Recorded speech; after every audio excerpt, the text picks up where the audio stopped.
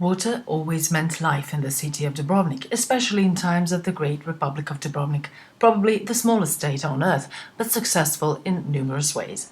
The government was dedicated to supply the people with efficient system of fresh water at all times, so the first great cistern was built in 1304, and it collected rain from the city's rooftops.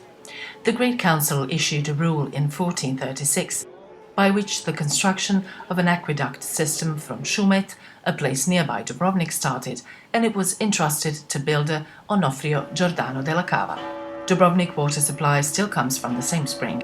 The complex aqueduct system brought water to Dubrovnik by free fall from 106 meters altitude above sea level and over 11.7 kilometers or 7.3 miles distance, with 4 water tanks along the way, which were disused with time as the Republic feared they could be used by the enemy in the time of war.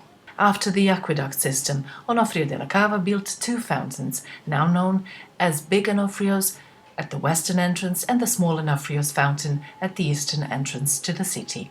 Built from 1438 to 1440, the Big Onofrio's fountain is a 16-sided container with a cupola and was one of the ending points of the aqueduct system.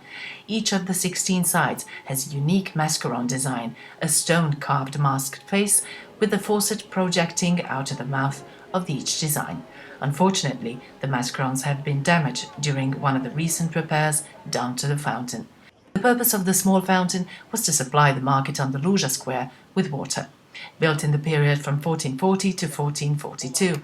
Nowadays, those fountains are as efficient as they always were, especially during hot summer days, and the water coming out of them remains ever so refreshing.